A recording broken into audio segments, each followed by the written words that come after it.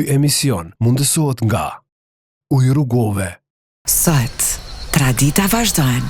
Produkte 100% natyrale. Rrugove.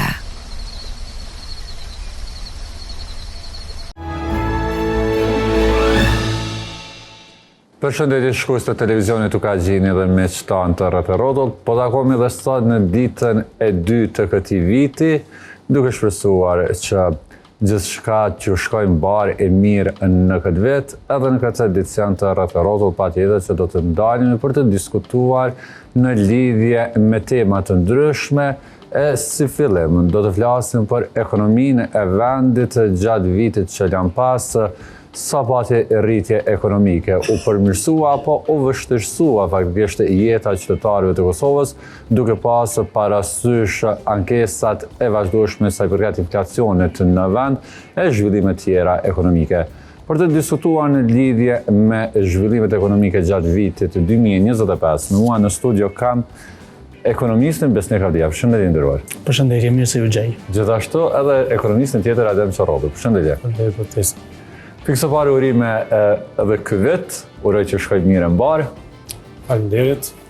Faleminderit edhe juve. Shpresoj të jetë i qytetarëve, shpresoj të jetë i uljeve të çmimorëve dhe shpresoj të jetë i zhvillimit dhe jo i financimit të fushatave politike. Lutem që ky vit të jetë më të bashkuar dhe ky vit të jetë i qeverisjes dhe të jetë i investimeve kapitale. Edhe i pagave më të mira. Po çatë jemi. Kështu që kjo është institucione shtetërore luturojnë këtë. Ademi nisim njëherë me ulje, edhe pse goxha problem, po shpresojmë që të paktën një ngritje standardi që mbulon e amortizon këtë problemin e. Vetëm mos jetë ulje e pagave, le të jetë. Mbase profa është me institucione shtetërore, lutemi që bruto produkti i Agenbatirit të jetë i suksesshëm 2026, sepse aty i keni edhe pagat. Po shpresoj që edhe institucionet arsimore të reflektojnë edhe të nxjerrin kuadro që ja vlen, të mos kemi zbraztira, sidomos tek personat që vinë pozita vendimarrëse pavarësisht kush janë ata. Të flasim në të përgjithshmën sa i përket vitit që sa lan pas. U varfëruan apo u pasuruan qytetarët e Kosovës? Është një pyetje goxha e gjani, kështu goxha madhore. Për fat të keq 2025 do të mbetet në kujtesën tonë të fundit si një nga vitet e humbura, por jo vetëm thjesht të humbura nga pamundësia për të investuar, për të pasur zhvillim, por madje në disa sfera të jetës kemi një kthim prapa, kemi disa hapa prapa, duke marrë këtu në konsiderat çmimet që po vazhdojnë të përcillen pra edhe në këtë vitin e ri, çmimet të larta të shportës së konsumatorit, çmimet të larta të energjisë elektrike dhe një pasiguri goxha e madhe për investime në sektorin privat. Këto sigurisht që kanë reflektuar që ky vit nxjisë edhe një rritje të familjeve ose të ekonomive familjare, të cilat anojnë më shumë nga varfëria sesa nga shtresa e mesme ose themi nga kategoritë më të ardhura dhe me një standard më të lartë. Edhe nga deklaratat e fundit të udhëheqësve të institucioneve vendore, ka dalë që me këto shtesat e fundit që janë dalë në skema sociale, kemi një rritje të dukshme të numrit të familjeve që kanë anu nga varfëria ekstreme, pra që nuk mund t'i mbulojnë kostot minimale për jetë të sigurt në vendin tonë. Me pak fjalë është rëndu, është shtu barra për cilin do qytetar në Kosovë, pavarësisht që është kriju një narrativ publike, është kriju një diskurs i cili po nxit atë perceptimin pozitiv, po nëse i shohim në çfarë do vlerë, në çfarë do masë, pavarësisht gjitha interpretimeve që anojnë nga një anë ose nga ana tjetër, në Kosovë është vështirësuar jeta e qytetarëve në vitin që lan pas. Zotëri Çorrolli? Realisht sfidat e vitit 2025 kryesisht japin impakt politik dhe faktori politik në botën ekonomike jep shumë, sepse faktori i shpërndarjeve, qofshin rritjeve ekonomike, qofshin zhvillimit ekonomik dhe qofshin çdo politik që ka impakt ekonomik janë nga institucionet, dhe sigurisht mungesa e institucioneve nga komplet viti 2025 dha frytin e tij, duke ndëshkuar edhe institucionet komunale, të cilat ne si ekonomisti njohëm edhe si multiplikatori kryesori të bërit ekonomi, sepse aty takohet sektori privat dhe sektori i shtetit, ku bukfalisht është faktori i investimeve kapitale, ku institucionet financojnë komunat, kurse komunat krijojnë kushte dhe standarde, sepse për t'i tregu qytetarit qeveria nuk ndërton qerdhe, qeveria nuk ndërton spitale, qeveria nuk ndërton ujësjellse, kanalizime, qeveria nuk ndërton shkolla ose fusha sportive. Janë komunat ato që bojnë, dhe qysh i bojnë? Nuk i bojnë ndërmarrjet publike, sepse ne nuk i kemi ato ndërmarrje, nuk jemi shtet social apo pjesës së komunizmit ku ndërmarrjet publike përpara kanë qenë mbi sektorin privat, dhe ato projekte komunale financohen nga sektori privat dhe firmat që përfitojnë këto tendere sigurisht punësojnë punëtor, blejnë makineri dhe shpenzime tjera deri në finalizimin e projektit. Dhe aty bien kontakti mes TVSH-s, mes fitimeve, mes pagave, mes konsumit, mes blerje dhe shitjeve. Dhe ai impakt jep rritje ekonomike dhe ai rritje ekonomike neve na del në zhvillim ekonomik dhe e dim që investimet kapitale janë e ardhmja e vitit që na vjen, ku po edhe pjesa doganore ku e kaloj edhe 1 miliardin, por realisht ato janë bukfalisht të vogla me impaktin se sa ka pas buxhet. Sepse po proklamojmë një buxhet 4 miliard, kurse vetëm 1 miliard kemi të hyra.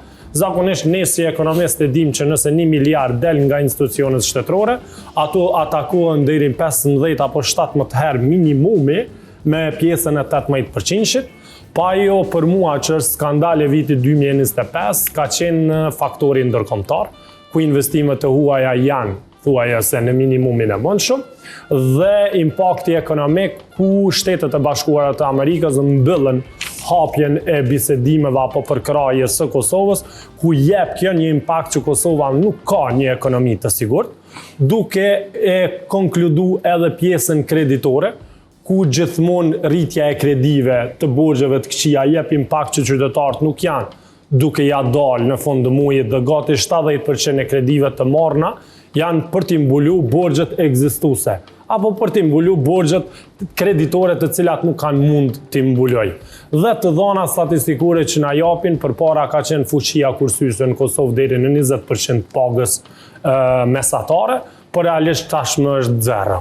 Kjo dëshmon që qytetarët e vendit janë duke jetuar me minimalen e mundshëm dhe këtë ceki edhe Ministri Financave kur i ndajti shtesat sociale me 50 dhe 100 euro të fundvitit, kur tha që 90.000 familje janë përfitues, e ato familje janë të cenueshme. Këta përdorin terma ekonomik që mos t'i kupton edhe qytetari që nuk e din çka është i cenueshëm. I cenueshëm është dikush që nuk mund t'ja del në fund muajit, është i shkelur mbi të ardhurat shtetërore dhe të ardhurat që i ka nuk mund t'i mbulon pagesën e rrymës, pagesën e ujit, pagesën e konsumit, që të paktën me minimalen e mundshme t'ja del në fund muajit. Dhe nga 70.000 që kishëm 2024, vlen të cekët që tashmë i ka cek vet i ka pranu 90.000 familje, kjo dëshmon që nëse e ceki me 90.000 familje dhe kemi 1.8 milion të popullatës tonë, kjo i bie që nga 18% tashmë 25% e popullit jeton në vlerën 1 euro, apo 25% e popullit jeton në varfëri të skajshme. Kush është impakti? Janë shumë faktorë, po kryesisht janë ato energjisë elektrike, sepse sot energjia elektrike është faktor pune.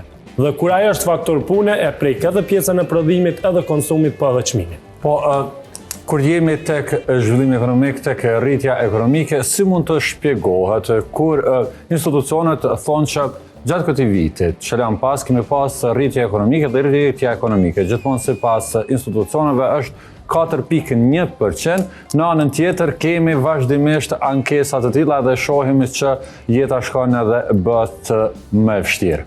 Po sigurisht është shumë e vërtetë që kemi pas rritje ekonomike nëse e shohim në vlera nominale. Çfarë kupton vlera nominale është kur e shohim në numra.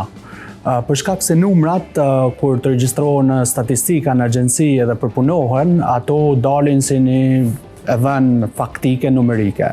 Mirë, por nëse i shohim se nga po vijnë këta numra, edhe çka po sjellin këta numra, atë na del një interpretim kur i përplasim me realitetin krejtësisht tjetër.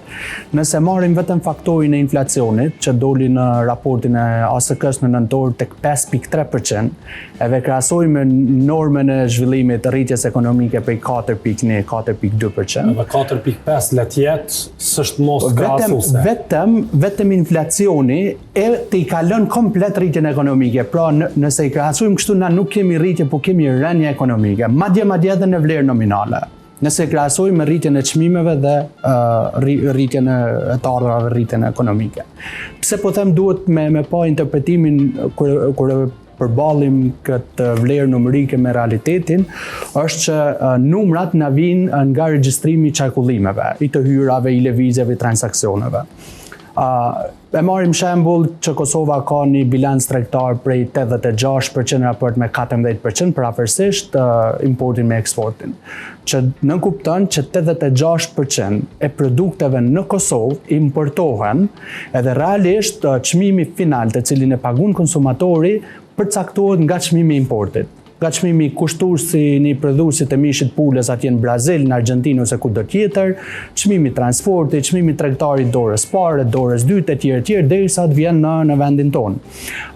Kjo, pra një lloj të themi inflacioni importum që po na vjen nga jashtë për shkak se kemi strukturën ekonomike të tillë që kemi vashmëri shumë madhe nga importi i produkteve dhe shërbimeve nga jashtë, automatikisht neve ka me na reflektuar në tyra më të larta doganore. Hala pa ardhur deri tek shporta e konsumatorit, deri tek arka aty ku e bën pagesën. Kjo nënkupton që dogana raporton të hyra doganore më të larta. Qytetari në fund ka me pagu një çmim më të lartë. Ekonomia e Kosovës, kjo rritje është e bazuar në disa komponenta. Pjesa më e madhe dominon nga konsumi, pra nga pagesa që ne bëjmë markete, ku shkojmë për mu furnizu me shportën mujore të ushqimeve familjare. Edhe çdo raportim i tillë i qarkullimit numerik raportohet si rritje ekonomike.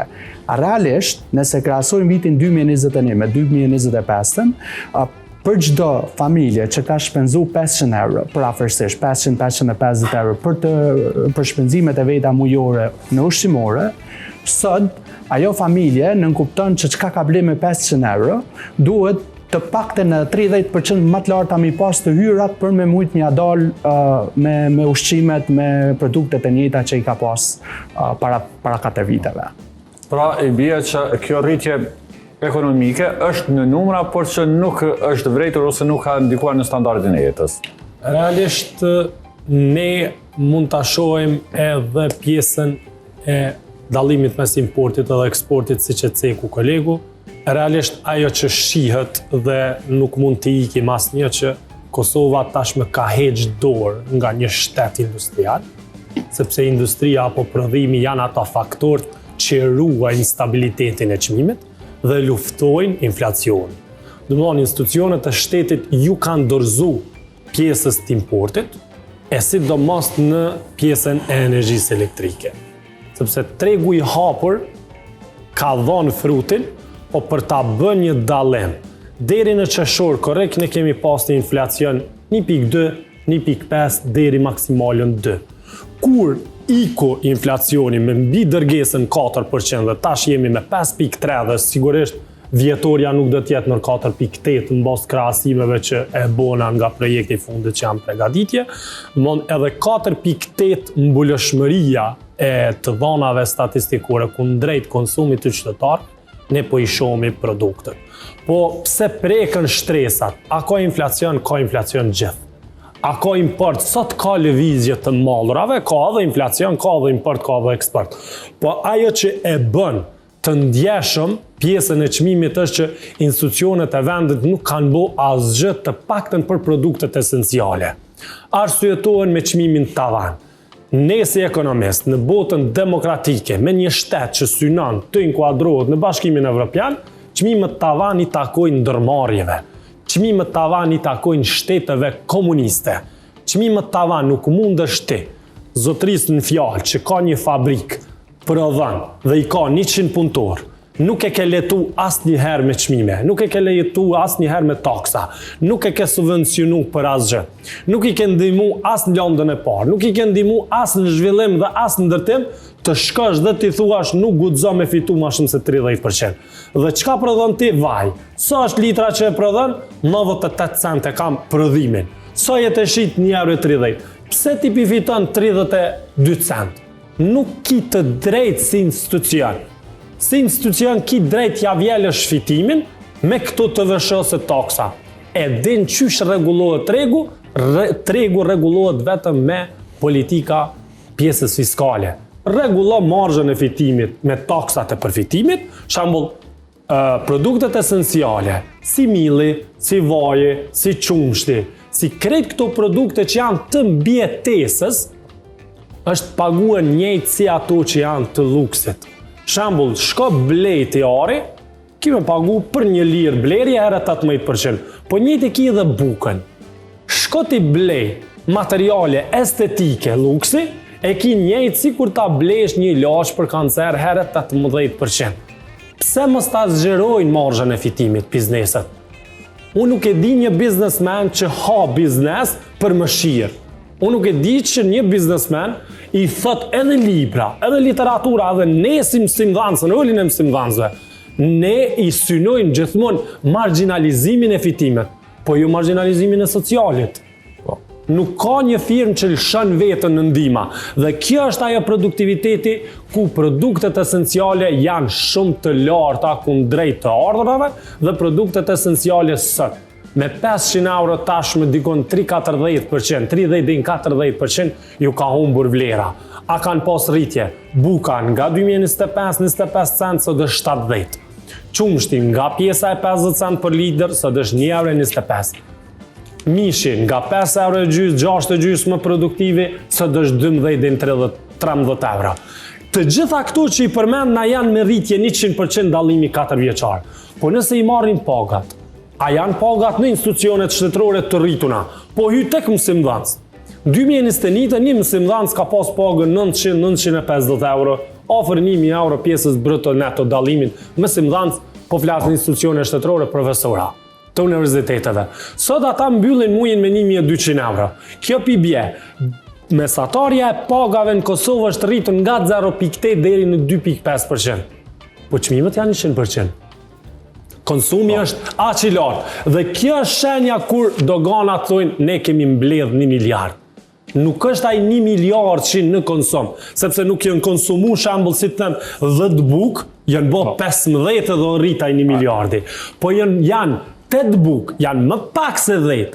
Janë 8 bukë, po janë me çmime 70 cent. Tash, 1 herë 70, herë 18, herë 10% është tjetër vlerë. Ose 1 bukë, herë 25 cent, herë 18%, herë 10% është tjetër vlerë. Këtë nuk pe kupton qytetari, që sot kemi institucione që gjitha gabimet e veta i dërgon mbi kostën e jetesës, i dërgon mbi arkën e familjes dhe i dërgon mbi varfërinë e skajshme që sot janë mbi 25% e popullit Kosovës. Pra, i bie zotëri Adeja që nuk u arrit as të ruhet standardi e paraprak, e le më të rritet standardi. Në bazë të kësaj analiza, mund të vim në këtë konkluzion? Sigurisht që po, madje edhe për këtë shtresën e mesme që deri dikun në ka pat fuqinë e të ardhurave. Kur them shtresë e mesme, kam fjalën për familjet 5-6 anëtarësh që kanë pat 2 prindrit në puna. Edhe kanë arritur që të paktën mi pat 2 burime të ardhurave, 2 paga mujore, që me amortizu sa do pak kërkesën për shpenzime familjare të domosdoshme. As familje që kanë 2 rroga mujore nuk po ja dalin me pat një standard sikur se kanë pat 4-5 vite më herët. Po, çka për çastin e institucioneve? Zotëri Çorolli pati kritika faktikisht sa i përket çastit të institucioneve në raport me zhvillimet ekonomike, por a ka pas në dorë diçka shteti i Kosovës që të bëj më mirë sa i përket menaxhimit të gjitha zhvillimeve ekonomike? Përfshirë këto edhe inflacioni si një prej problemeve kryesore gjatë këtij viti. Institucionet gjithmonë veçanërisht situatat e krizave e kanë barrën kryesore të përgjegjësisë për mënyrën se si menaxhojnë këto situata. Për fat të keq, në vendin tonë nuk janë fajtore vetëm për keq menaxhimin e situatës, por në një masë të caktuar edhe janë veç shkaktar të situatës së tillë me cilën po përballemi sot. Për me ilustru këta pak ma mirë, kolegu zotëri Çorolli tha që shteti ka heqë dorë nga industrializimi.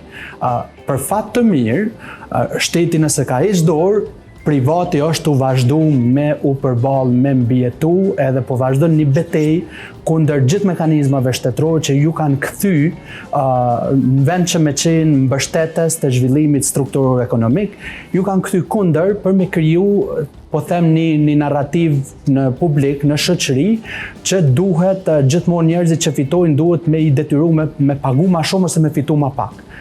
Kjo është mendësi e vjetruar që është dëshmuar në shumë sisteme të tjera në të kalumen, edhe po dëshmohet sot në shumë sisteme të tjera të sotme, që është mendësi kundër zhvillimit ekonomik. Po vetëm po ndërhy, realisht ka një qytetar të tillë që kur e sheh institucionin duke i sulmu bizneset, duke i taksu bizneset, duke i quajtur oligark, duke i ofendu që me neve nuk mundi më me fitu, me neve ju nuk e keni kështu, me neve ju s'u bëni shpërlarje, me neve ju s'u ikni tatimet, po duke mos harru që taksat e qytetarit janë paga e deputetit, taksat e bizneseve janë paga e ministrit, paga e qeverisë. Bizneset janë ata që po ndërtojnë edhe shkolla, edhe spitale, edhe institucione. Kjo luftë që pecek edhe i ndërrume nuk bën në pjesën e demokracisë, në pjesën e Evropës, sepse të sulmohet biznesi me taksa të 3 lloje për një vit. E din kush e pson? E pson vetëm qytetari që konsumon dhe e pson punëtori që nga 10 do t'jesin 6, nga 10 do t'jesin 5. Dhe kush do t'a pson i pari? Janë ata fuqi punëtore që japin impakt edhe gjinor. Sepse femra do t'jetë ajo që do t'goditet së pari me humbjen e vendit punës. Për shkak se barierat institucionale, të cilat i ka institucioni, më shumë e favorizojnë mashkullin. Për shkak pushimit leonis, taksave, pushimet të detyrueshme për shkak fëmijëve dhe mirëmbajtjes dhe për shkak shumë kritereve tjera që femra ka nevojë në kontacion të përgjithshëm bazë analizave ekonomike, një femër ka nevojë deri në 3 fish më shumë pushim se sa një mashkull. Dhe atakohet me probleme të shoqërisë femra më shumë se sa një mashkull. Dhe kush e pson së pari është pjesa e femrës. Dhe kjo është lufta e qeverisë ndaj biznesit. A është vërejt kjo që po thoni gjatë vitit kaluar apo ka mundësi që të ndodhë dhe të rëndodhë situata në vitin që sa po filluar? Realisht, në bazë të dhënave statistikore, gjithmonë duke ju referuar të dhënave të entit statistika që na nuk i shpikim, do t'i tregojmë çka do që flasim na. Nuk jem t'i shpik kundër politikës, po jem t'i marrë nga enti statistika dhe i komentojmë në impaktet ekonomike. Na pëlqejnë apo s'pas na pëlqejnë, nuk kemi impakt politik.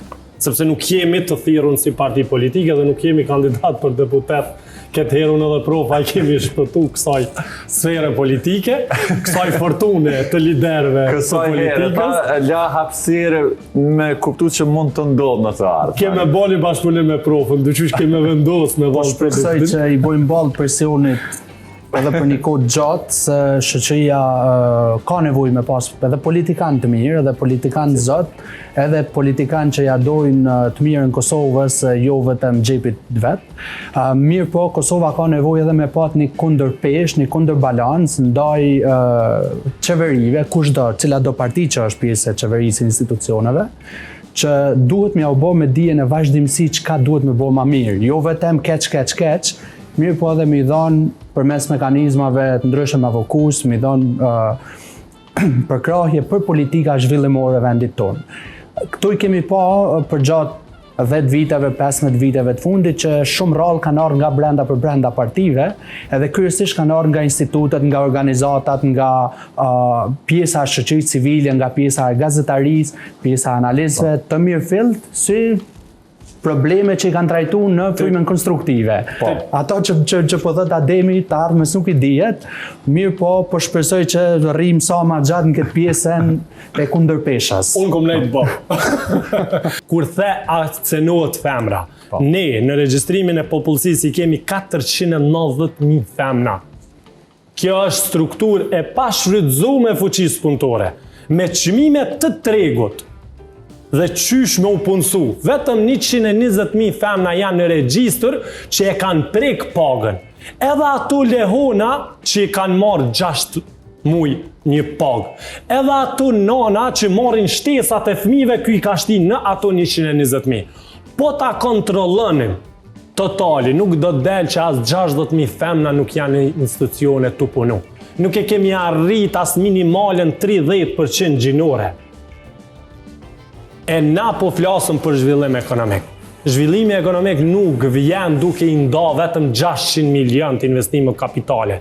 E din që thët, Kosova nuk ka buxhet për t'i nda komunat, kurse në 2025 na ka tepru 1 miliard e 200.000 euro buxhet, komuna e Ferizajt është e bankrotuar. Komuna e Prizrenit është e bankrotuar. Komuna e Gjilanit është e bankrotuar. Komuna e Lipjanit është e bankrotuar. Komuna e Prishtinës është e bankrotuar. E Pejës është në recesion. E Gjakovës është po e njëjta.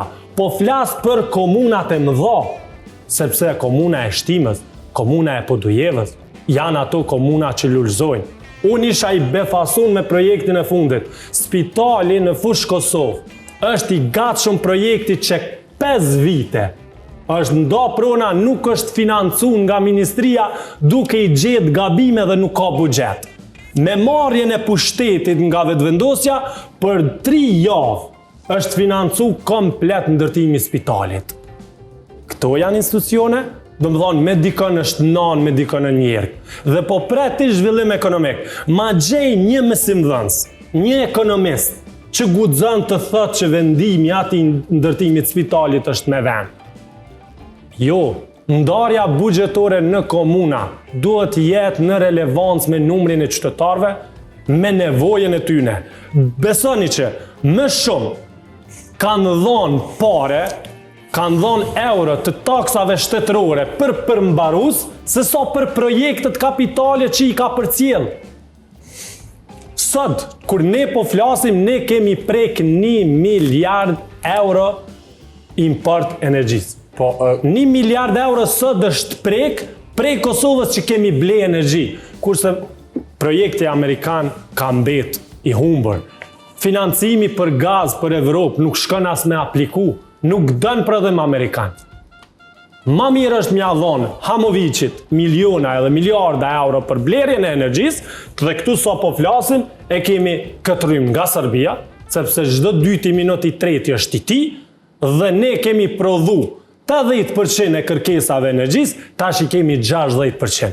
Pse? Kur hyp çmimi i rrymës, kur rritet çmimi i rrymës, ne nuk prodhojmë rrymë. Kur është çmimi i lirë i tregut, ne prodhojmë më shumë se sa nevoja. Pse ky impakt? Kur jemi tek rryma që përmendi zotëri Çorrolli, ky vetë faktikisht ka pasur edhe zhvillime sa i përket energjisë elektrike, bizneset të cilat kanë dalë në tregun e lirë, në anën tjetër tarifat e reja të energjisë elektrike. Në gjitha këto, zotëri Adia, si kanë ndikuar pastaj në të bërit biznesën në vendin tonë? Kjo është edhe një nga arsyet pse kemi një rritje të çmimeve në si produkte finale, pra të cilat i pagun konsumatori, edhe përkundër fakti që kemi një rishpërndarje sociale në shumë skema nga qeveria Kosovës dhe institucionet e tjera, këto nuk kanë arrit të mbulojnë, as të amortizojnë, as përse afërmi këtë goditjen me inflacion vazhdueshëm vendin tonë.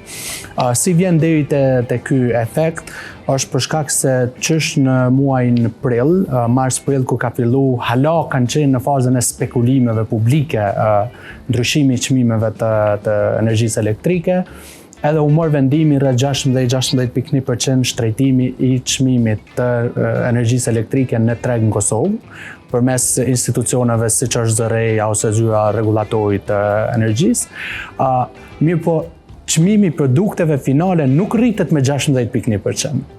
për shkak se për marrë deri te një çmim në market, duhet me kalu në disa faza në zinxhirin e furnizimit edhe prodhimit.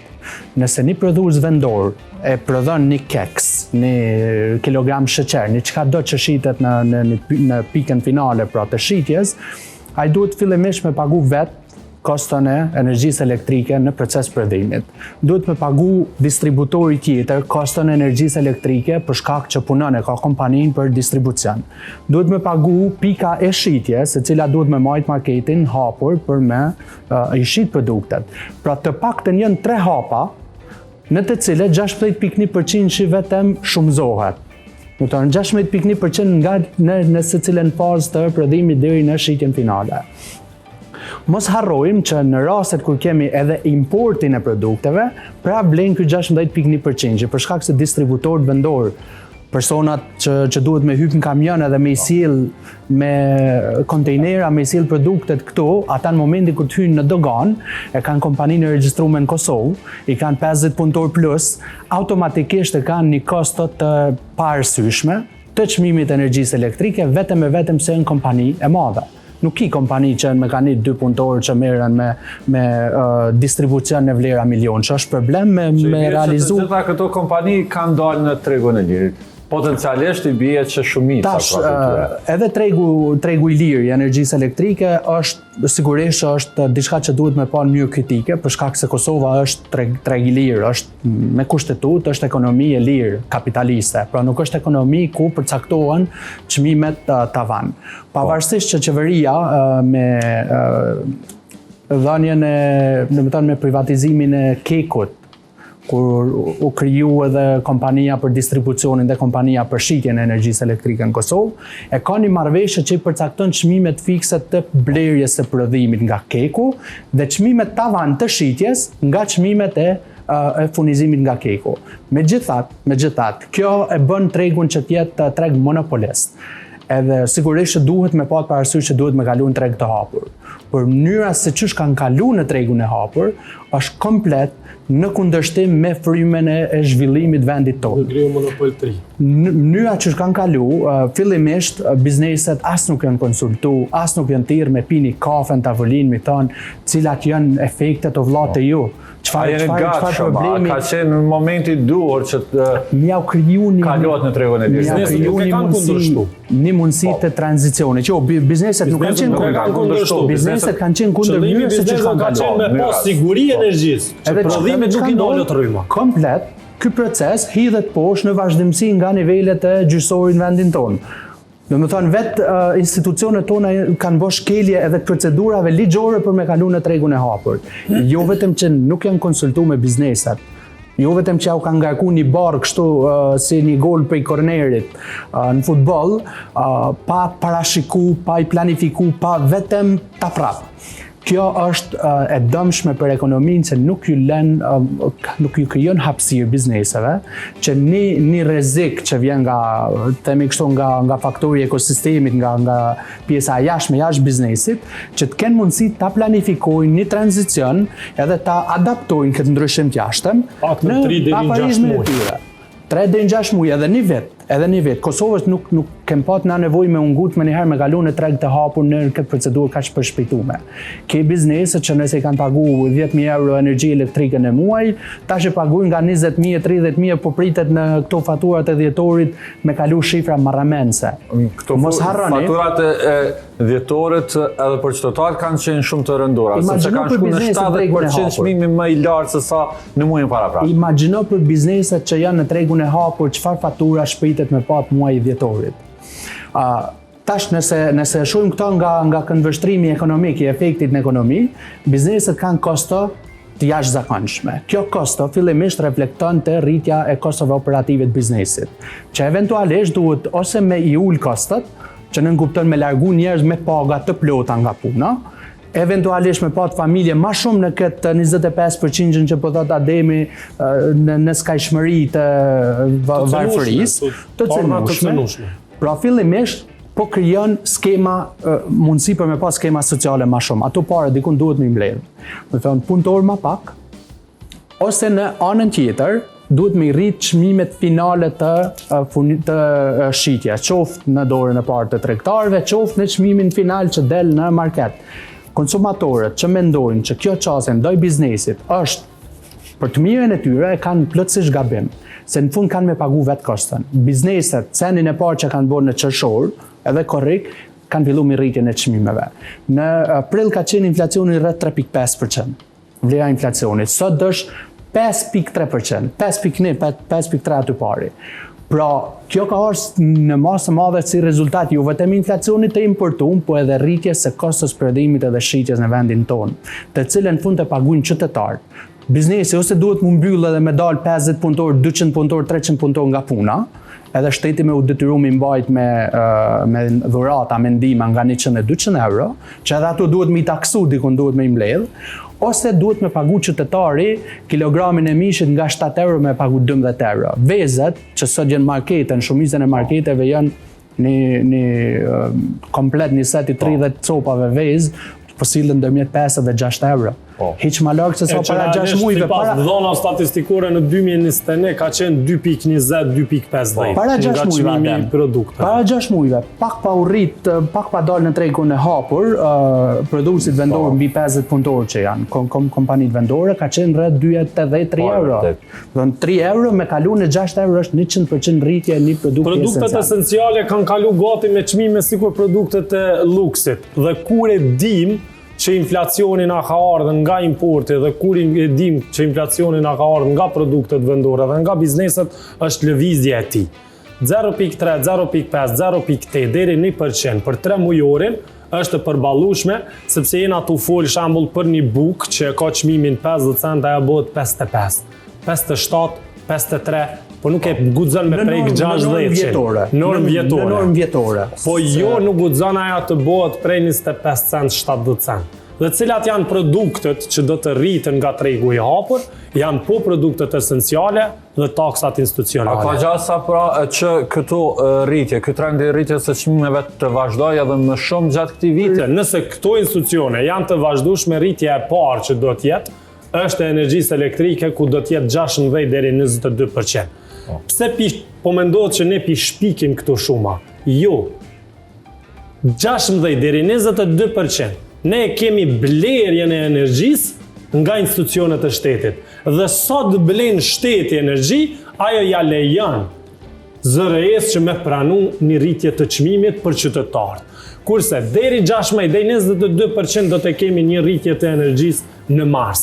Me rritjen e energjisë dhe një faktor tjetër që është i domosdoshëm, po jo në gjitha impaktet, është rritja e pagës minimale.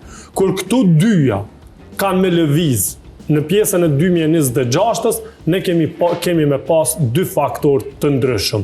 Një, rritjen e çmimeve thuja për gjitha produktet me minimalen 5%, qofshin ato esenciale, qofshin luksit, qofshin garderobës, qofshin veturës, po edhe janë ato taksat shtetërore që do e mos do të rritin. Cilat janë? Është pjesa e ujit dhe kanalizimit që paguajnë qytetarët për mirëmbajtjen vjetore. Do të jenë të regjistrimit të veturave, pjesës doganore, taksat institucionale. Do të jenë të gjitha taksat komunale për tërheqjen e letënjoftimit, tërheqjen e pasaportës, sepse nuk mundet institucioni do e mos të rrit produkte sociale, të rrit paga minimale, të rrit shtresa dhe paga për institucionet shtetërore dhe çka do të vijë për fundim. Qytetari i Republikës Kosovës ka mësu të startoj nga një varfëri e skajshme të ha biznese me 200, 500 dhe 1000 punëtor, pa ndihmën e shtetit.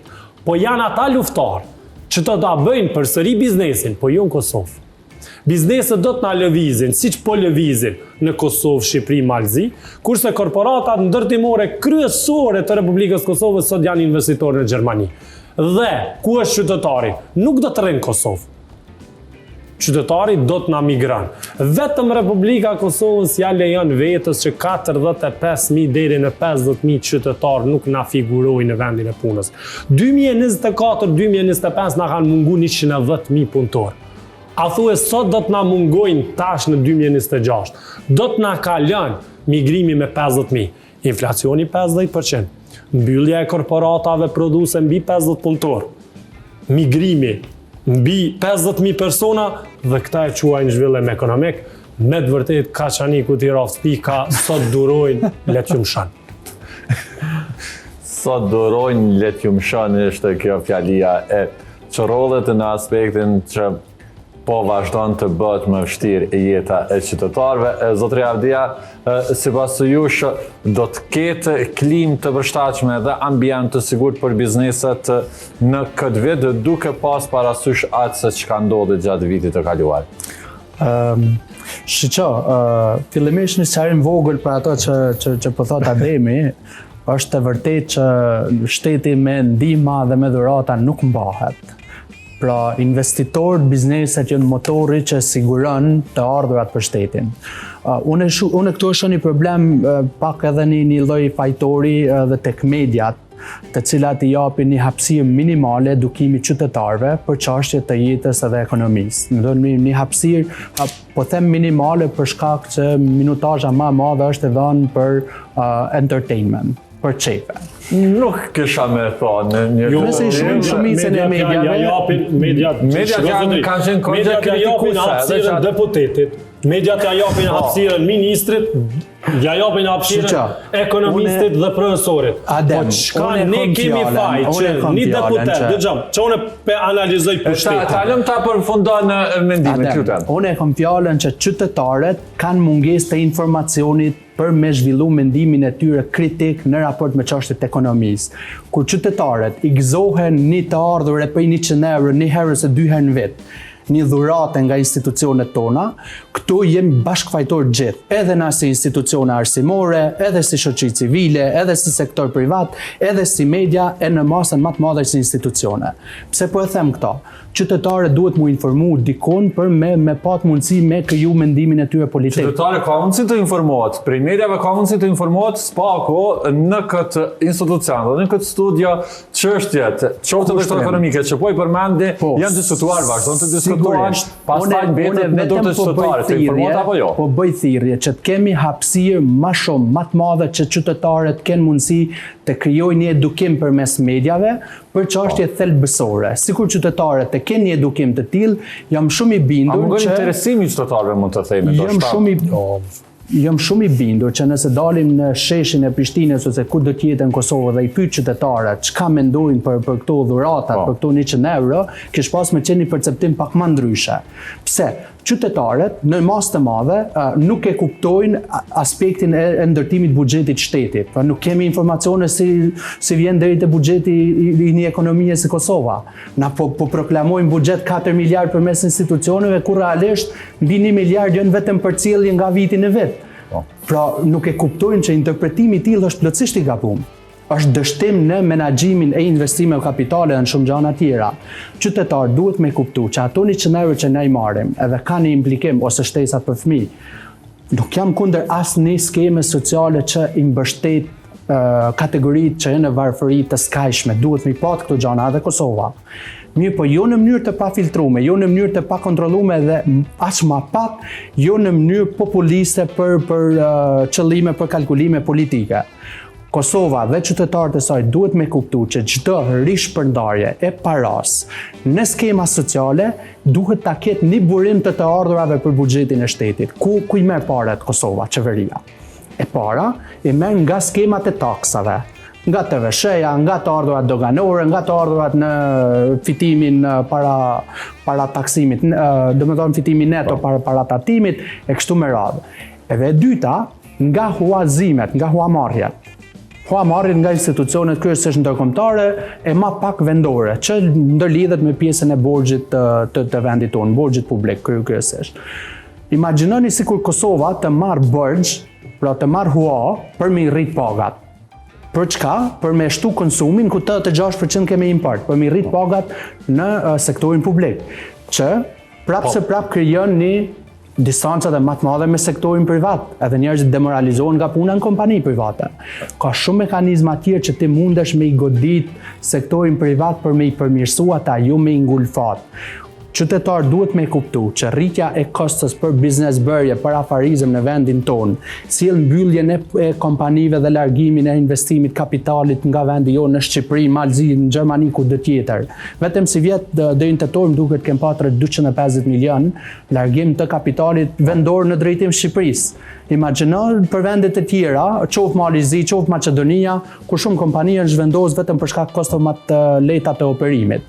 Qytetar duhet me kuptu që një shtet si Kosova duhet më orientu në investime për zhvillim të qëndrueshëm.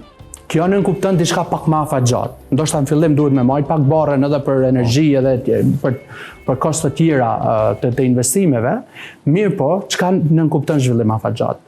Mbas 3-4 viteve, nëse sot bëjmë një investim qëndrueshëm në energji elektrike, Kosova duhet me ul vashmëri nga importi i energjisë elektrike, edhe mos mu rrit faturat e rrymes prej muajit nga 70%.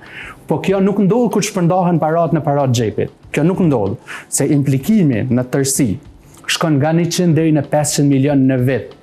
Jashtë skemave sociale për familjet të cilat kanë zero të ardhura nga pagat. Pra, vetëm nga skemat e 100 eurove, nga skemat e mbështetjes fëmijëve e kështu me radhë, shkon nga 100 deri në 500 milion euro në vit.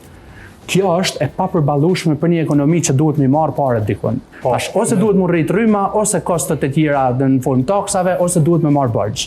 Për fund, kemi edhe një temë që duhet patjetër me përmend, çështja e pagave, të cilin e përmendë që zotëria Avdia, paga minimale në vendin tonë pritet që nga janari, pra të rritet, të jetë në rritje nga 350 euro do të bëhet 425 euro, pastaj prej korrikut të bëhet 500 euro. Ky ndryshim i pagës minimale, zotëri Çorolli, mund të ndikojë në standardin e jetës? Realisht paga minimale do ta prek, a është e nevojshme sigurisht që po. Nuk ka ekonomist që thotë pa pse po rritet paga minimale nuk është e mirëseardhur. Ajo është gjithmonë e mirëseardhur.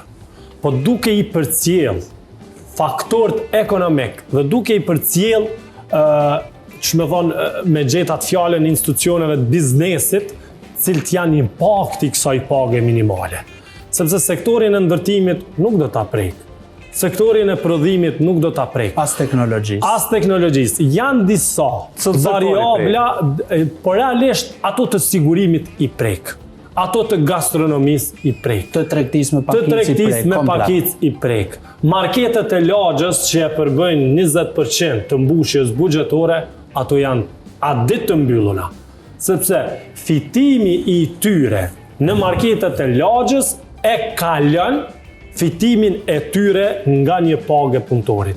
Sepse një market i lagjës nuk mund të fiton me ato çmime, me ato tatime që i ka, më shumë se 400 euro. Dhe ai që ka pas atë market lagjës ka qenë i vetë punësum. Të parë do t'i prej këta. Sigurimet fizike do t'jenë të parë të mbyllën. Marketet sektorit të mallrave, që janë 1 deri në 10 punëtor, ato do t'i mbyllë. Ose të paktën do t'a zvoglojnë fuqinë punëtore, e sidomos është sektori pjesës ku bën pjesa e gjinisë femërore, nuk do t'jenë më 10 sektoriste, po do t'jenë 5. Do t'i ngarkon me punën e të 10-tav dhe do t'ja del disi. Dhe do të shtohet pjesa e informalitetit ekonomik, do të shtohet pagesa e keshit dhe sigurisht do t'jetë edhe një impakt negativ ku punëtori do t'i thuhet që do t'i qes 450 euro dhe 425 euro në bank, po ti 100 kimi këthy në firmë nëse dënë me punu. Kjo na ka ndodhë edhe kur është rrit 350 euro. Ama një fatkeqësi më e madhe që është, kur është bë paga minimale 350 euro, e din kush kanë qenë të partë që kanë refuzu ta paguajnë pagën 350 euro dhe ende sot janë ato që nuk e pranojnë pagën 350 euro, kurse zotëria nga qeveria e bën pagën minimale 425 euro. Janë punëtorët e pastrimit në kuvendin e Kosovës, ku e dëshmon edhe protesta e tyre. Janë punëtorët e pastrimit në spitale, janë punëtorët e pastrimit në komuna, ku ende marrin pagë 290 euro deri në 300 euro. Automatikisht ato kontrata do të mbyllen. Automatikisht ato vendet punës do të humbin. Dhe automatikisht ne do të arritim me një vendim institucional, do të arritim pjesën e migrimit, sepse do të humbin punën, ata do të gjejnë një zgjidhje. Po qa do t'jetë impakti? Impakti negativ do t'jetë që qeveria e Kosovës nuk ka dëshmu që të bisedon me grupin social, ekonomik, sepse nuk e ka. Dhe nuk e ka zgjedh ende.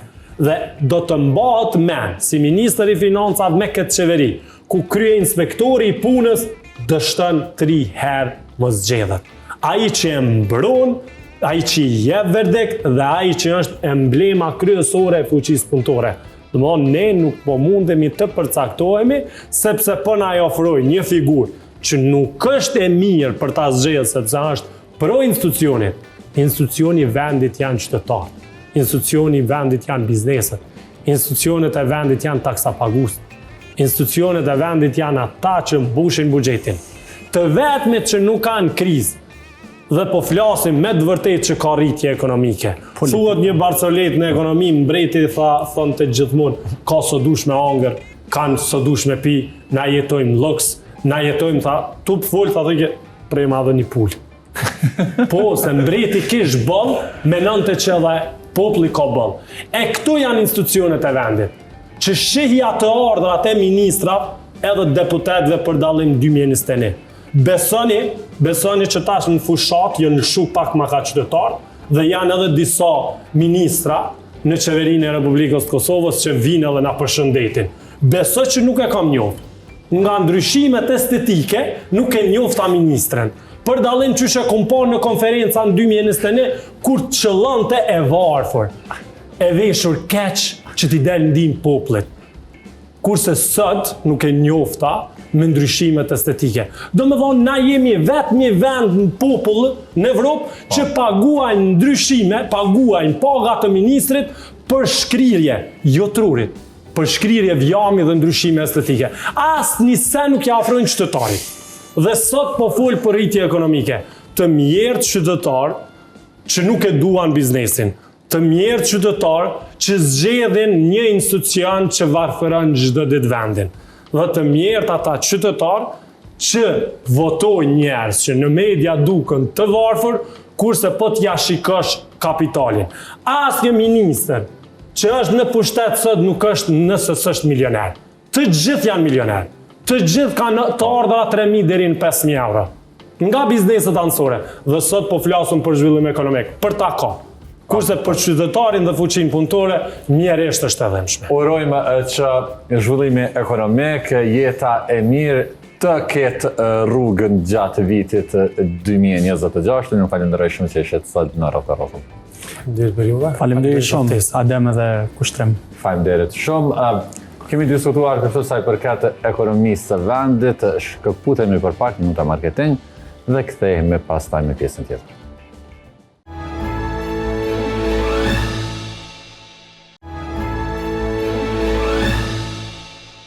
Jemi në këtë pjesë të dytë të emisionit Rrota Rrotull, e si zakonisht falenderojmë sponsorin ton Ujë Rrugove që është edhe sot me ne si çdo herë tjetër. Kemi folur në lidhje me zhvillimet ekonomik gjatë vitit që lan pas, në lidhje me të gjitha zhvillimet sa i përket ekonomisë, e nga ekonomia kalojmë në diçka krejt tjetër. Flasim për sportin, flasim për atë se çka ndodhe gjatë vitit 2025 në sport, cilat ishin sukseset e Kosovës dhe cilat ishin ndoshta ato pikat që pati potencial, pati mundësi të shfrytëzohen më mirë, por nuk ndodhi. Do të flasim në lidhje me të gjitha këto me panelistët e mi në studio. Me mu në studio kam 2 trajnerë. Kam Muhamet Dragusha, përshëndetje ndruar. Përshëndetje. Gjithashtu dhe Tahir Dëshaku, përshëndetje. Përshëndetje. Zoti Dragusha, nëse e bëjmë një farë përmbledhje ose një vlerësim të përgjithshëm të vitit që lan pas, vitit 2025, sa i përket të sportit në vend, a mund të themi që Kosova u rret në aspektin e sportit? Gjithsesi, me plot gojën mund të themi se futbolli i Kosovës ka një arritje të madhe. Në të kaluarën kemi thonë se po shihet një dritë në tunel, një dritë e vogël, e tashmë ajo dritë veç ka filluar me ndriçu, edhe po jep, do thotë, po ndryqon, më mirë më thonë, edhe sigur se futbolli Kosovës është në një rrugë shumë të mirë. Këtë konfirmon edhe pjesëmarrjet e klubeve tona në Europë, ku me plot sukses si Ballkani përfaqësoj klubin, po edhe krejt Kosovën, futbollin e Kosovës në mënyrë më të mirë, ku 2 herë ishte në grupe të Conference League. Tashme kemi edhe dritën, edhe pse drita në të kaluarën ka tregu shumë futboll të mirë, në Europë gjithmonë e kanë fjalën, po gjithsesi se këtë vit është viti më i mirë i tyre dhe po bëjnë histori, pasi përveç që është në grupe, ka arritë të shkojë edhe në play-off për të vazhduar tutje, pra një arritje e madhe edhe për futbollin e Kosovës, gjithsesi edhe për klubet, për organizimet e tyre. Kemi një kampionat që më të vërtet nuk është më ai kampionati që kemi thonë të kaluarën, ndoshta i mesëm apo shumë i dobët. Tashme kemi një kampionat më të vërtet të mirë, po e shohim që edhe trajnerat që po vinë nga tjerat vende, po e cilësojnë si kampionat goxha të fortë. Edhe pse me infrastrukturë akoma nuk qëndrojmë super mirë, po besojnë që të ardhmë mbrana 2-3 vite edhe infrastrukturën ta rregullojmë, edhe klubet jenë të kompletuara në të gjitha aspektet, edhe mendoj që nëse edhe infrastruktura vjen në pyetje, edhe sigurisht se edhe lojtarët do të performojnë më mirë, klubet do të organizohen edhe më shumë, financiarisht qëndrojmë mirë, po flasim për gjithmonë për dhjetëshën e parë të Superligës, pra nëse këto vazhdojnë këto elemente, atëherë besoj që futbolli i Kosovës do të ndryqoj edhe më shumë, pasi kemi potencial, kemi lojtarë shumë talenta, po e shohim që çdo vit po dalin 5 deri në 10 lojtarë, kjo po tregon që potenciali ynë është shumë i madh, edhe pse akoma nuk po paguhen mirë si lojtarë tjerë, po gjithsesi ne jemi Kosova, ne jemi akoma një vend i vogël që jemi duke promovuar futbollin e Kosovës edhe vetveten. Po e ardhmja besoj që është ndritur, kemi arrit deri te shumë 800-900.000 me shit një lojtar, mendoj që në tarë më shumë shpejt do të jetë 1 milion, që pastaj të vazhdojmë me tutje. Pra një apel për gjithë lojtarët e ri, që të punojnë shumë, ta japin maksimumin, edhe ëndrat e tyre mos i shujnë, pasi ardhmja e tyre është shumë e mirë. Gjithmonë po flas në aspektin financiar, kur paguhet mirë, edhe sigurisht se edhe motivi për ta duhet shtohet më shumë, po flas gjenerata të reja që të arrijnë.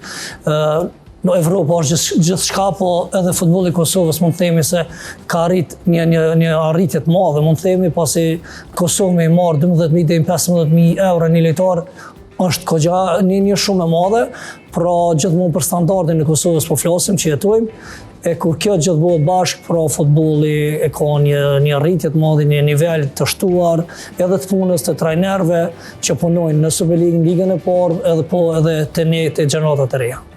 Zotëri Lushaku, sipas teje, ishte e ky vit i futbollit kosovar?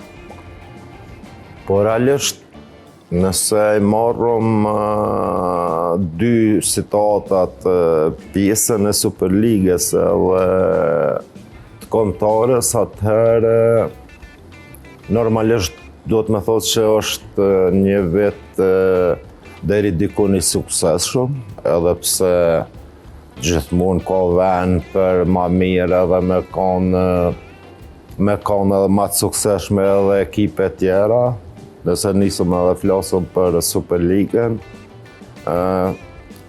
Na mund të mburrim po thëmë me dritën, potencoj edhe muja. Pavarësisht që Ballkani ka qenë në 2 vjet domethënë pjesë e Conference Ligës në grupe 2 herë. Drita si vjet mendoj që sipas mendimit tim, ndoshta i ka të i kalu ato parashikimet apo pritshmëritë besoj të shumë sportdarësve, por mbi të gjitha është një skuadër që ka arrit një sukses të jashtëzakonshëm.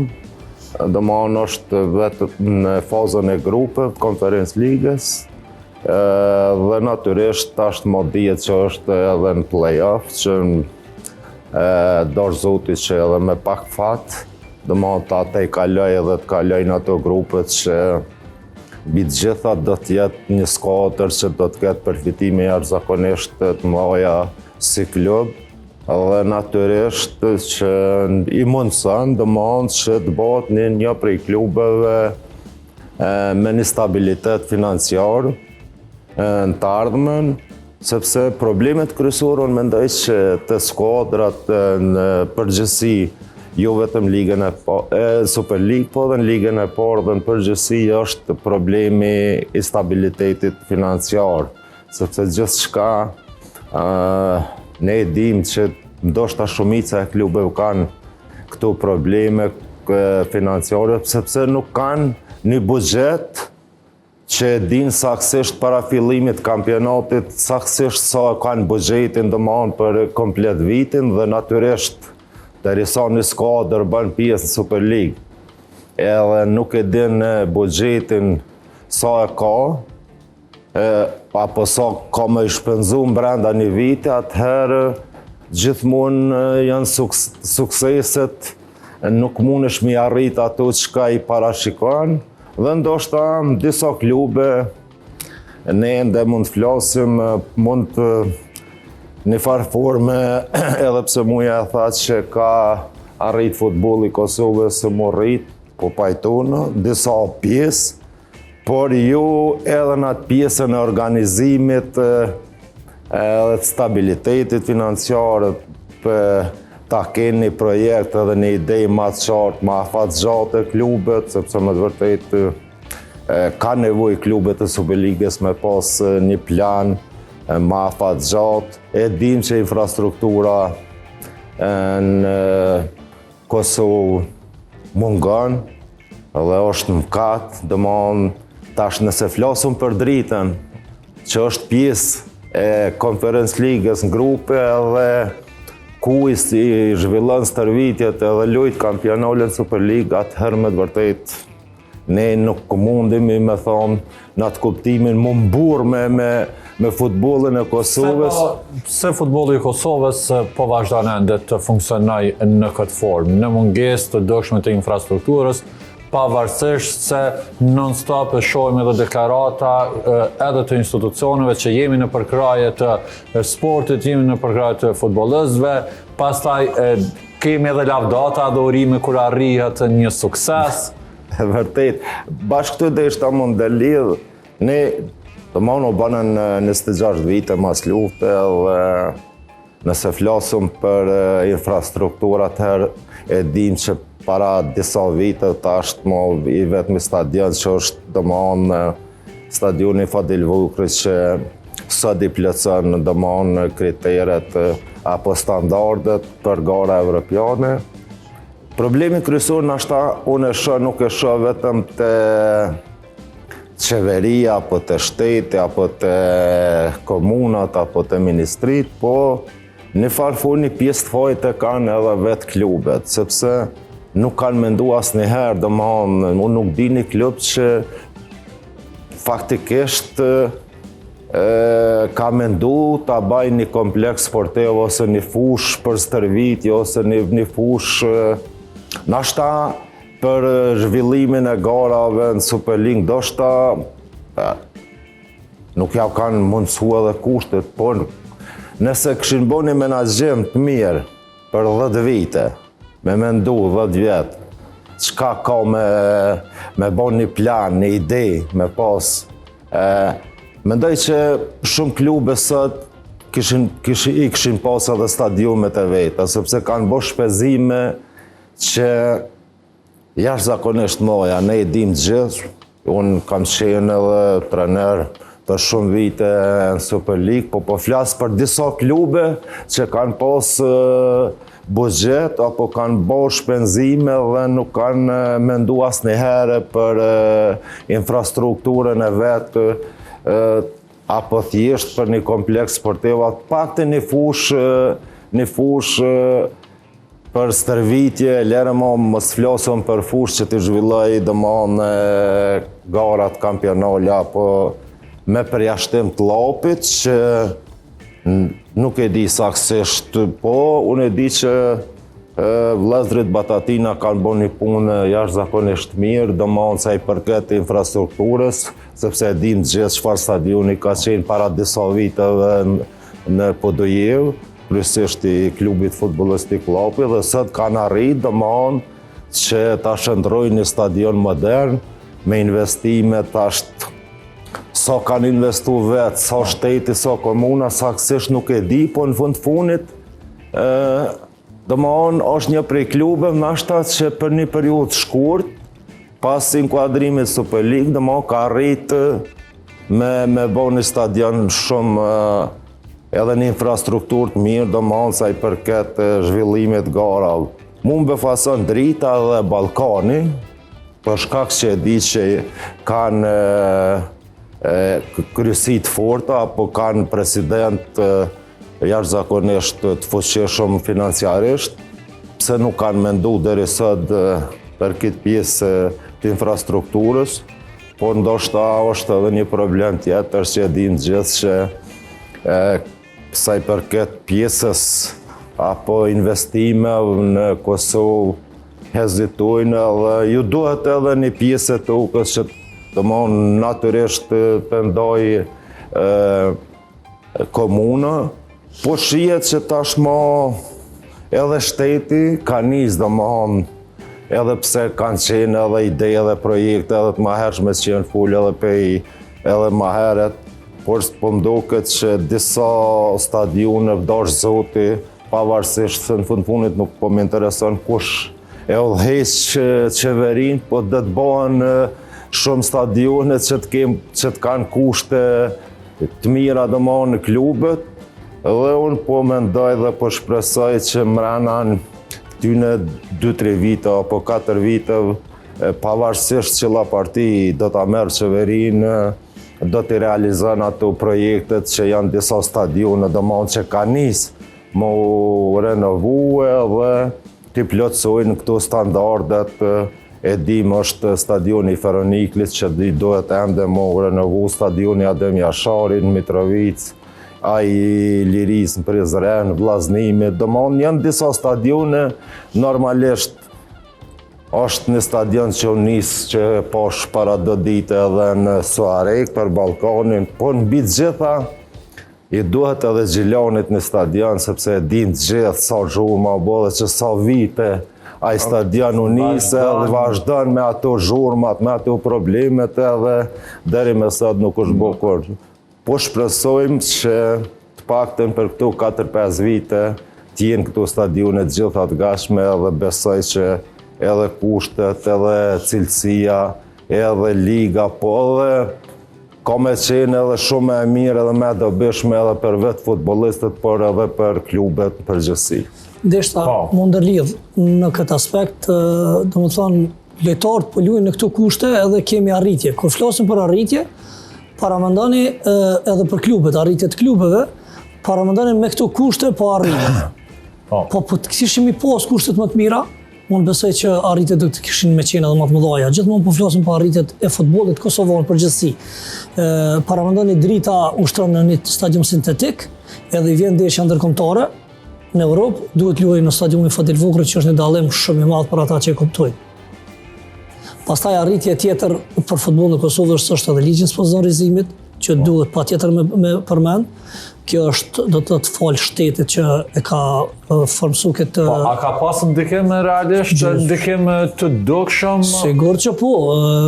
Kemi klub që i merr deri 1.600.000 nga ligji i sponsorizimit, 1.800.000, 600.000 varet prej menaxhmentit se sa del vrapon gjen do të thotë njerëz që dëshirojnë ta ndihmojnë futbollin e Kosovës.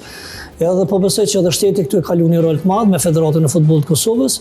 Edhe kjo arritje besoj që do të thotë arritjet e futbollit kosovar varet edhe shumë prej ligjit sponsorizim që duhet me falendëru shtetin, thashë edhe federatën. Du me u kthy për arritjet edhe të shkëlqimi edhe i futbollit të Kosovës, përgjithësi kombëtarja e Kosovës.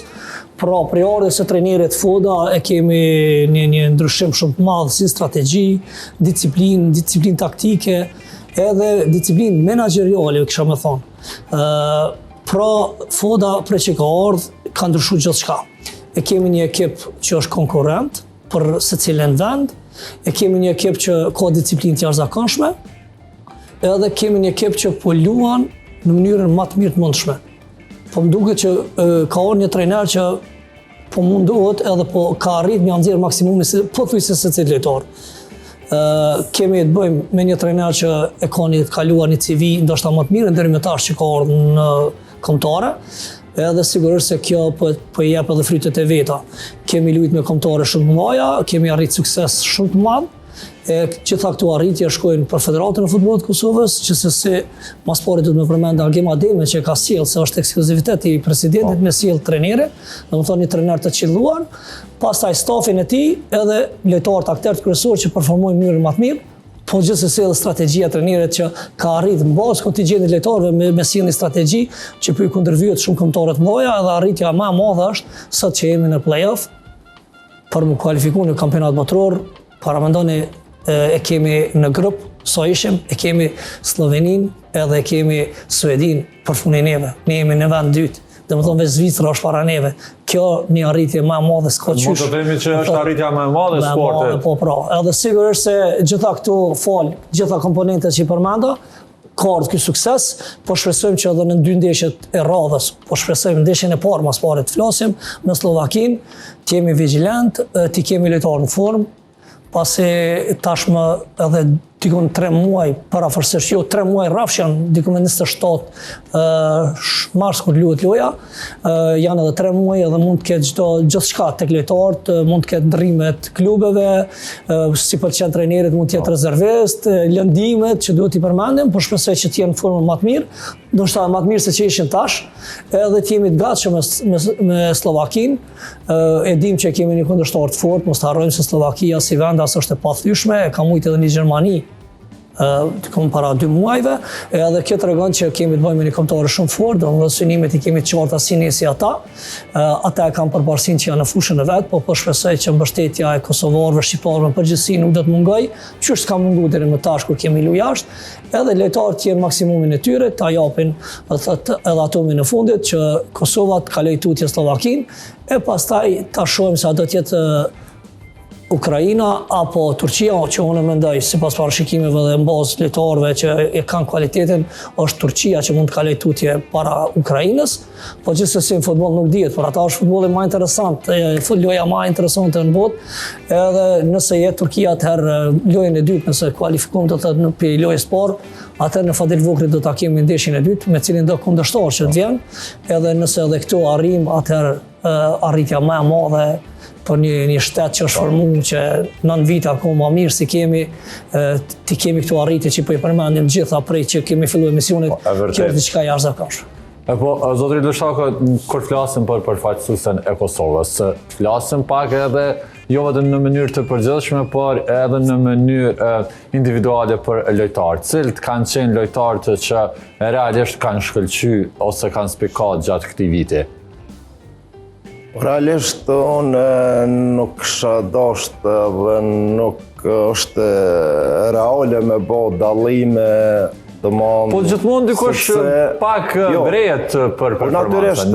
Janë disa janë kombëtarja apo përfaqësuesja e Kosovës e din gjithë që në fillim i ka pas ato problemet edhe vështirësitë e veta, e potencoj domthonë muja me ardhjen e FUD-s që mendoj edhe unë është një vendim i qelluar nga ana e Federatës dhe presidenti Ademi. Dim që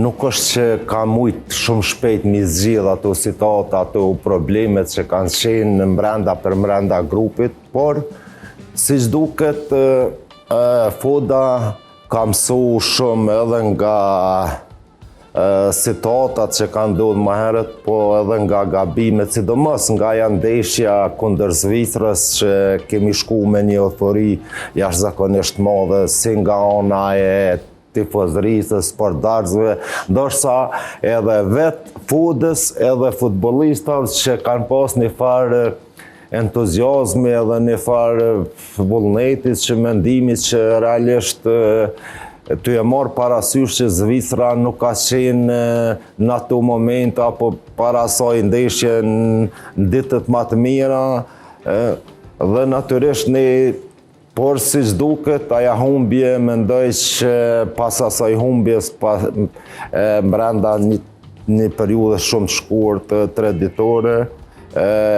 treneri FUD-a ka arritë që ta menaxhoj edhe ta përmirësoj atë pjesën e atyne gabimeve të mëhershme dhe natyrisht pas ndeshjes me Zvicrën unë mendoj që FUD-a ka qenë një trener që ka ditë me menaxhu dhe ka arrit domon pas asaj humbjes të thellë që ndeshjen pas 3 ditës që zhvillum në Fadil Vukri dhe normalisht deri në fund domon e ka ndrua edhe strategjinë edhe mënyrën e lojës, po edhe mënyrën përgjithësi që sepse e tha edhe muja e ka involvu një disciplinë të hekurt, natyrisht ka nërë disa futbollistë që me të vërtet e dim të gjithë që ndoshta ka qenë edhe ai Chelsea suksesit, se kem pas disa futbollistë të lëndum, disa me kartona,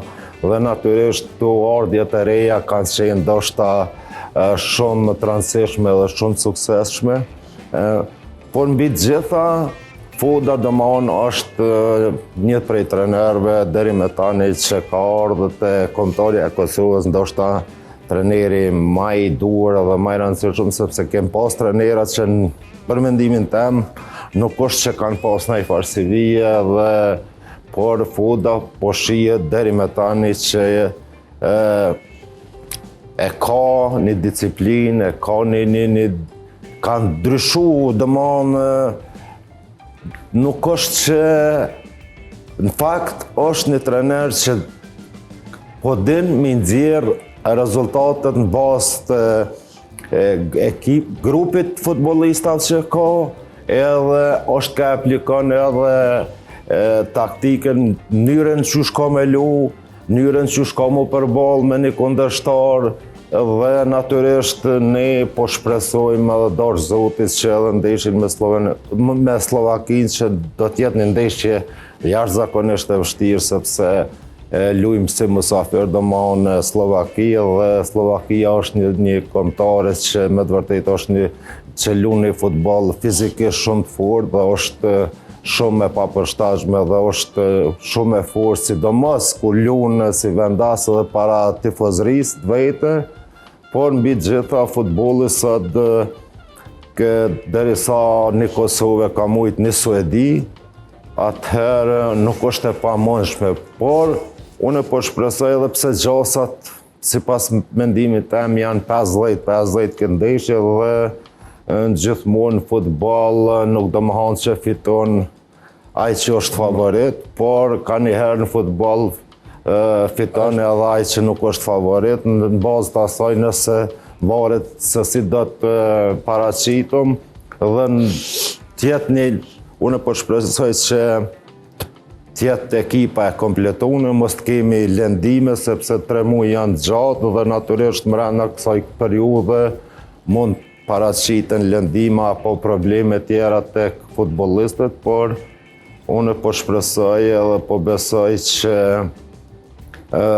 ta te kalojmë këtë ndeshje edhe pse nëse kalojmë domon në Slovaki, ndeshja tjetër Rumani Turqi, ku favorit dihet që është Turqia. Është Rumani, është Ukrainë. Rumani Turqi. Natyrisht Turqia është një kombëtare jashtëzakonisht e fortë që ka shumë futbollistë cilësor, sidomos këtë kohën e fundit i dim të gjithë domon që është skuadër që ndoshta edhe është ka luajtur edhe futboll jashtëzakonisht mirë, sepse ka shumë talenta që luajnë nëpër skuadra shumë të forta evropiane dhe do të jetë e vështirë domosdoshmë edhe ndeshja e kthimit, por po shpresojmë dhe mbetet të shihet gjithçka në mars domon dhe pse jo të kalojmë. Dëshira jonë është që të jetë në Amerikë, në kampionat botëror, por mbetet shihet. Deshta mund të lidh me pyetjen tonë, se trajneri pak me strategji. Po, kështu kësi, pa merak. Kjo është trajneri i ekipeve para, edhe është normal është e vështirë me u potencu çdo lojtar me emën, po gjithsesi mendoj, edhe unë nuk më duam i specifikisht. Unë normalisht, suksesi është i krejt grupit. Patjetër, nuk po mohojmë, po disa futbollista kanë dhënë më shumë dhe janë më meritor, por në aspektin e përgjithshëm nuk është reale që mi ju atribu veç disa sukseset. Në asnjë formë. Sepse sukseset shkojnë në aspekt përgjithshëm pej federatës, të stafi trajnerit, Po gjithmonë janë disa futbollistë që janë pak më në formë se sa të tjerat. Asu nuk po një specifikisht, po unë mendoj, edhe sigurisht për gjithë eksperta futbollit pajtohen që ardhja treshës nga Hoffenheim e ka bu dallimin 100% në kombëtarën tonë, i ka dhënë një volum, një ritëm, një siguri, si mbrojtje në mesfush po ashtu edhe në sulm me Fisnik Aslanin, pra kanë qenë 3 lojtarë kyç në ardhje në kombëtarën e Kosovës. Kjo fal do të thotë menaxherit, drejtorit, presidentit që kanë punu në këtë aspekt, edhe kanë arrit me i bind këta lojtarë që marrën me përfaqësu vendin e tyre, ku kanë edhe prijarin e familjarëve tyne, edhe sigurisht se kjo ka bët veçantë kombëtarën e Kosovës, pra kemi arrit që një Don Zhegrov mos të hetuat që është rezervë, para mendoni, Zhegrova edhe në formë ma dopt kur ka qenë, po flasim edhe kur ka qenë në formë ma dopt, Zhegrova ka qenë lojtari kryesor tek ne dhe është dashur me fillu lojën. E tash, kohëve të fundit ka fillu me marrë vetën, edhe nuk ka qenë startues. Pse? Kjo falë trenerit, strategjisë. Ka qenë i lëndon gjatë asaj periudhe. Jo, s'ka qenë i lëndon, që 3 muaj ditë është Juventus të lu ka 10 minuta. Që 3 muaj ditë trener, që 3 muaj ditë i kena lu nga 4 lojë. Jo, veç po flasim forma në të kaluarën. Po nuk je fizikisht 100%, normalisht që nuk mundesh me Po veçona po flas të kaluarën trenerat tjerë e kanë shtirë dhe kur kanë qenë në formë më adopt. Apo pajtohesh? Na do të mu pajtu, Tash kemi lojtarë qaq të bojmë një mirë. krahasim të Zhegrova, pa dosht mu, se s'po du me hi shumë debat, po Zhegrova është një futbollist i jashtëzakonshëm dhe një futbollist shumë i rëndësishëm për Kosovën. Na po folim veç. Do të më mburëm që edhe jemi me fat që kemi një futbollist tillë. Pajtona me ty plotësisht trener, veç çka dashta më thonë, veç të përfundoj pro deri në fund, që mos kuptohet tek shikues, po edhe të gjithë. Zhegrova është një aset jashtëzakonshëm për futbollin e Kosovës.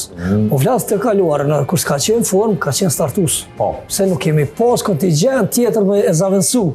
E tash e kemi qaq lojtarë të mirë, sot që Zhegrova dhe ka nejt rezervë, sepse nuk është formë më të mirë, edhe kemi arrit këto suksese. Kemi arrit këto suksese. Po tash ka më do më thonë është paramendani kur të thejë forma dhe Zhegrova.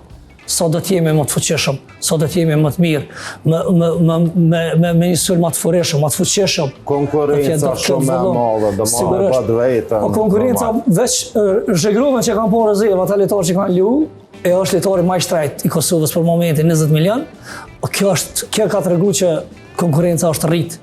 Edhe kemi një volum, do të thotë ritmet të gjithë shkafet, sidomos konkurencës që Aslanin me 14 milion.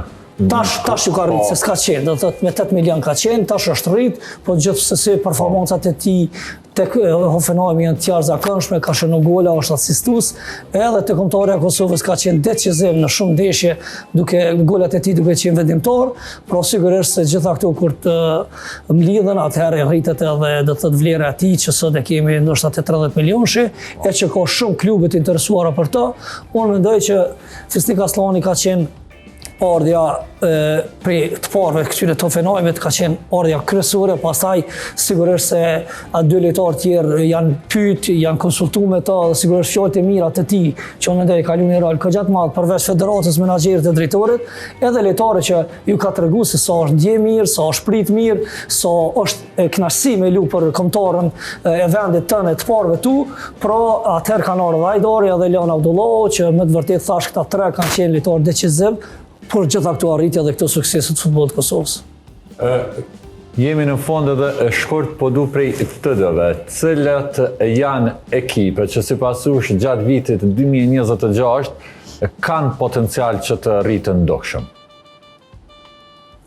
Po normalisht, nëse flasëm për ekipet e Superligës, tash më veç dihet, drita është në rrugën që mendoj që nëse edhe po besoj që kanë bo një përvojë zakonisht madhe edhe tash më veç dihet që financiarisht kanë përfitu jashtëzakonisht shumë, sa e di dikon deri me tash dikon të 6 milion që domthon kanë arrit financiarisht të përfitojnë nga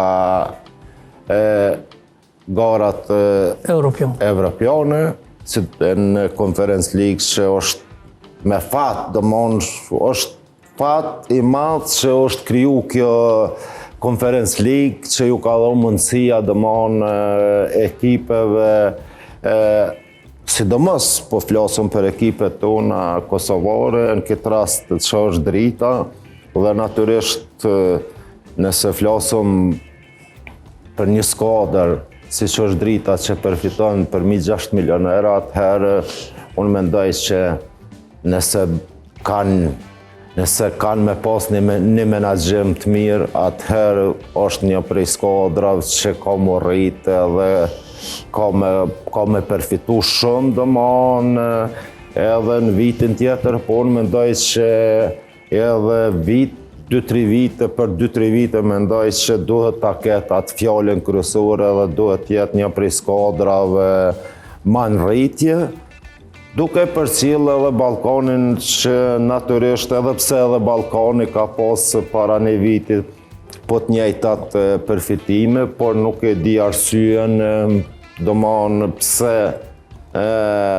apo qysh ka mbet një situatë që nështë nuk e ka menaxhu ashtu si duhet, apo mendojnë që me menaxhu vit pas viti, kjo sepse ne nuk i dim gjitha detajet apo mrena menaxhimit si ndodhen disa skuadra, po gjithmonë bazohemi nga pjesa e jashtme, por unë po mendoj që është sa kam dëgju, po flasë Prishtina është në atë rrugën që më veç kanë arrit një marrëveshje, apo është arrit një marrëveshje që presidenti Ramoni me disa donatorë që ja fshes klubin, dhe nëse janë ata donatorë me një shumë që domethënë gjithmonë flasum për aty në çka kemi dëgju jo zyrtare, dikon 7 milion apo 10 milion, saktësisht nuk e di, dhe natyrisht nëse investon gjithat shumë,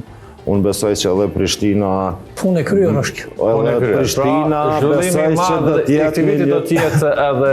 Edhe pse Prishtina është skuadër e madhe, e dim gjithë, pavarësisht që sa gjendet në situatë çfarë është, por unë po mendoj që këto 3 skuadra kanë me qenë ndoshta për disa vite si skuadrat më të mëdha dhe në atë rrugën që kanë me qenë më të suksesshëm. Dragush, pajtosh që janë këto 3 skuadra, po do të ketë edhe tjera? Sigurisht po. Drita, Prishtina, se po i bi pak më shkurt.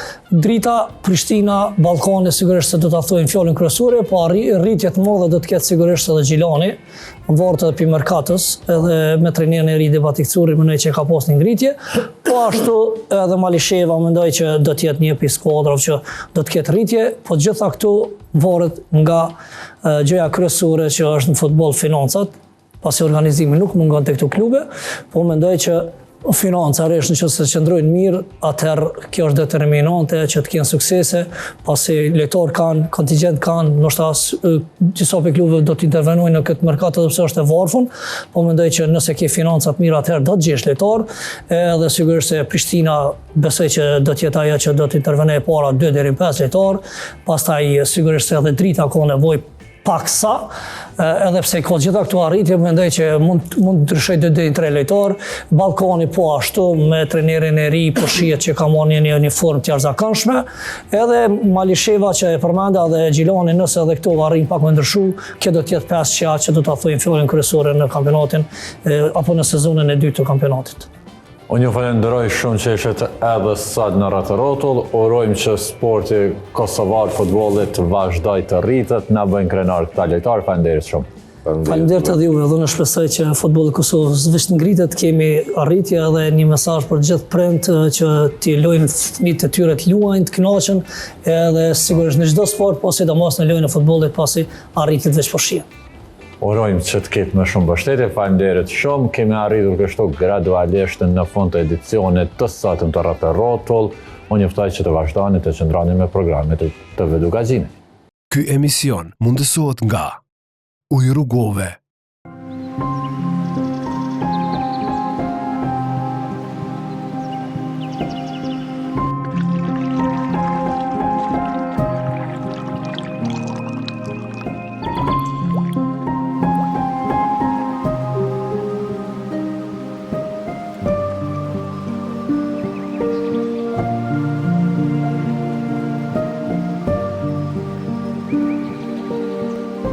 ujë rrugove e pifshi për shnet.